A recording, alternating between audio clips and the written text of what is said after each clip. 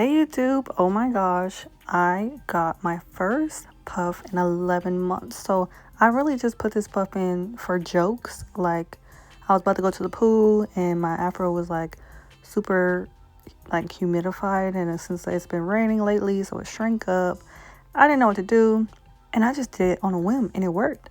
And I just had to pull out the camera and show you how I did it because again, it's humid outside. So I know this might shrink up a little bit when I leave the house. So I was like, let me just do it now.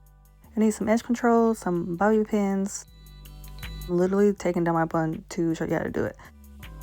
A big stretchy headband. I got these from Walmart. The thicker, the better. And if you can find a material that's, non-elastic. I don't know what material mine is. Of course, it's has elastic in it, but it's not like the typical headband type of material. Satin also could be a nice alternative if you can find like satin coated headbands. But I'm just picking out my afro, showing you the size of it, putting a little more of this BTL, trying to be an influencer with the tap onto my hair. And I actually don't even have a brush, y'all. Like, I did this and I was like, did I throw away my brush 11 months ago? I had to. Or I lost it. I don't know. Because I realized that in my kitchen, by the way, please ignore the kitchen. I like to twirl it with my finger, and so it be sticking out sometimes. But put the gel or what have you, if you want to, on all over your hair. Again, I don't have a brush, but I have an edges brush, so we're going to work with what we got. And I'm just brushing up my hair.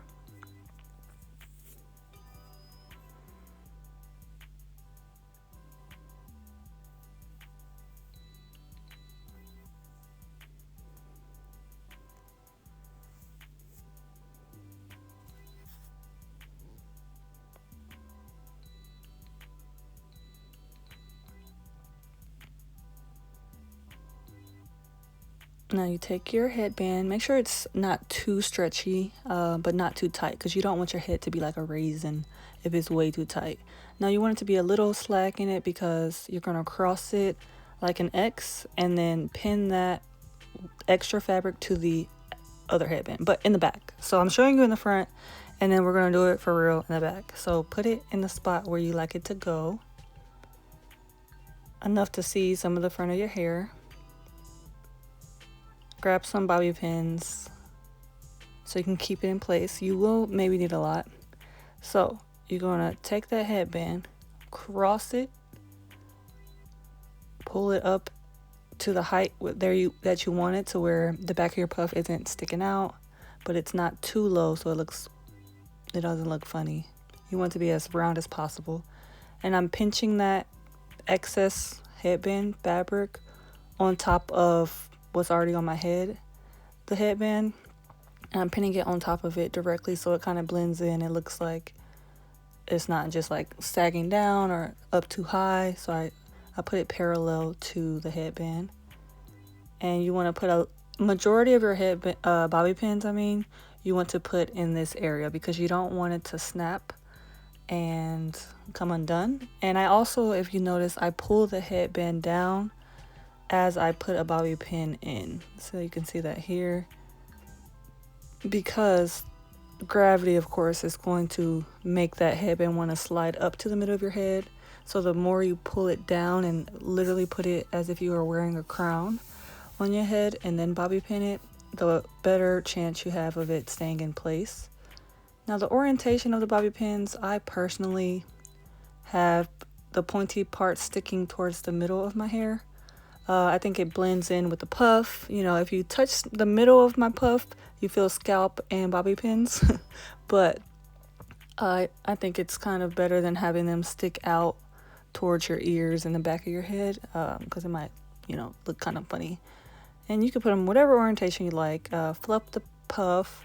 And again, I'm so happy. I literally cannot believe it. I thought it would take much longer to get a puff. Of course, this isn't like a super tight scrunchie where my hair is just balled up tight. This is like a faux puff.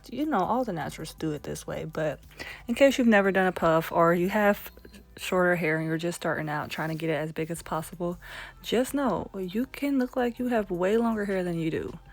thanks to this method. I've been doing it for years.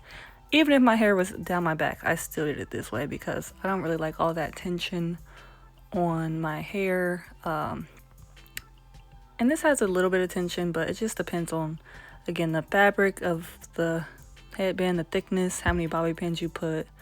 And as long as the middle of your head ain't a raisin, if you know, you know, then you're fine. So I'm taking more of that edge control and I'm trying to do my edges. Now, I don't know what it is about me feeling like I cannot do my edges while I'm on the camera. I'm already not great at it because they don't be wanting to stay down. And you can wear your natural edges, you know, you don't have to put them down. But I cannot do them on camera. So I'll be back in a jiff. And I always have like a little extra grease, so whatever, it's cool. I'm just going to the pool. They're gonna sweat out anyway. And I'm just showing you, if you want, you could do a little accessory. If you're going somewhere else, do a little headband. I do need to wipe all that extra grease off my face, and I did eventually. But, and then I'm so weird. I like to, like, when I do my edges, sometimes I put the excess on my eyebrows to lay my eyebrows down. But yeah, I love the puff. I'm so excited because, you know, it's kind of hard when you're in this weird in-between length of hair where it's short, but you get in there. It's kind of like the awkward length. So I'm really glad to finally get a puff. Thanks for watching. Comment below if you try this out. Bye.